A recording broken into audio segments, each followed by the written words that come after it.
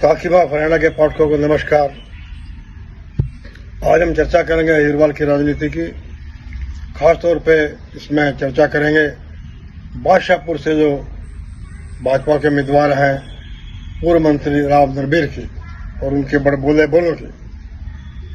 तो अब तक जो स्थिति सामने आई है उसके मुताबिक अमित शाह ने अहिरवाल की पार्टी की रजिस्ट्री नरबीर सिंह के नाम कर दी है। यहाँ ना केंद्रीय मंत्री इंद्रजीत की चलेगी और ना यहाँ पर पार्लियामेंट्री बोर्ड के मेंबर सुधा यादव की चलेगी और ना मनोहर लाल की नाक के बाल जवाहर यादव की चलेगी। टिकट भी नरबीर सिंह ने पार्टी हाईकमान के छाती पर बंदूक रख कर दी है। बता दें कि 2014 में वो यहाँ से एमएलए बने, मंत्री बने, बड़े पावरफुल मिनिस्टर थे। मनोहर लाल उनके घर शाम को खाना खाने आते थे। पिछले चुनाव में उनकी टिकट इंद्रजीत ने कटवा दी, लेकिन इस बार नरबीर सिंह, राव नरबीर हर हालत में टिकट देने पे आमदा थे और उन्होंने खुलेआम कहा कि भाजपा के पल्ले कुछ नहीं है, भाजपा मेरा जनाधार है, भाजपा टिकट नहीं देगी तो मैं कांग्रेस से टिकट ले लूंगा। माने उनके संबंध कांग्रेस में भी इतने थे कि वो कांग्रेस की टिकट भी ले सकते थे। उनकी इस धमकी का सुधा यादव जो पार्लियामेंट्री बोर्ड की मेंबर है, इंद्रजीत जो यूनियन मिनिस्टर है, उन्होंने विरोध किया, उनके खिलाफ डिसिप्लिनरी एक्शन की मांग की। लेकिन क्या कार्रवाई तो क्या होनी थी। अमित शाह ने बुलाया नरबीर को, उनको टिकट दे दी बादशाहपुर की। चलो पार्टी है, उनकी अपनी मर्जी है, किसी को टिकट दे, गुस्ताखी माफ क्या कर सकता है। अब कल ही उन्होंने गणेश उत्सव मन रहा है, उनके समर्थकों ने उनको गणपति बप्पा मोरया गणेश जी की उपाधि दे दी और नरबीर ने कहा कि कुछ लोग मुझे राजनीति में खत्म करना चाहते हैं, लेकिन नरबीर को कोई खत्म नहीं कर सकता। नरबीर ने कहा कि नरबीर खाली एमएलए नहीं, वो विधायक बनेगा तो सीधा राजभवन में जाकर मंत्री पद की ओर लेगा।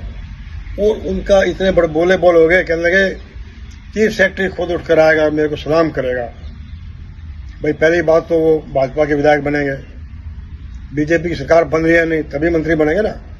क्या उनको इतना भरोसा है कि अगर कांग्रेस की सरकार बनती है तो वहां जो उनके बैठे आका हैं वो कांग्रेस में चले जाएंगे और वहां भी मंत्री बन जाएंगे। और जहां तक मैंने भी राजभवन में शपथ देखी है मंत्रियों की होते, जब मैं जनसत्ता में चुनाव नियुक्त था, चीफ सेक्रेटरी उस फंक्शन को ऑर्गेनाइज करता है और शपथ ग्रहण समारोह राज्यपाल करवाते हैं। लेकिन ये मैंने कभी नहीं सुना कि चीफ सेक्रेटरी उठेगा और सलाम करेगा। अभिवादन करते हैं, नमस्कार करते हैं चुने विधायकों का, मंत्रियों का, उठकर सलाम करेगा। ये भाषा तो बड़ी मेरे हिसाब से डेरोगेटरी है। ये शो करता है कि उनको सत्ता का नशा, उनको पैसे का नशा या अमित शाह से नजदीकी का नशा उनके दिमाग में कितना चढ़ गया है। हम बता दें, जब कमजोर आका होता है तभी कोई ऐसी बात करता है। हम आपको ले जाते हैं 1997 में, जब मैं जनसत्ता का रिपोर्टर था रोहतक में, ये नरबीर सिंह बंसीलाल सरकार में पूरे सप्लाई महकमे के वजीर थे। इन जनाब ने एनसीआर में सोनीपत रोहतक में 30 ईंटों के भट्टे वाला लाइसेंस इन्वायरमेंट के नियमों का उल्लंघन करके दे दिया। तब जो आज चीफ सेक्रेटरी है टी.एस. प्रसाद, ये रोहतक के डेप्टी मिनिस्टर, इन्होंने फाइल पे एतराज लगाया था। उसके बावजूद भी नरबीर ने सीधे फाइल मंगवाकर लाइसेंस दे दिया। तब जनसत्ता में मैंने खबर छापी और पहले तो बंसीलाल नाराज हुए, खफा हुए, लेकिन जब उनके सचिव प्रिंसिपल सेक्रेटरी एल.एम. जैन ने उन्हें बताया कि खबर बिल्कुल ठीक है, तो बंसीलाल ने आधे घंटे में ही नरबीर का महकमा छीन कर गणेश लाल को दे दिया।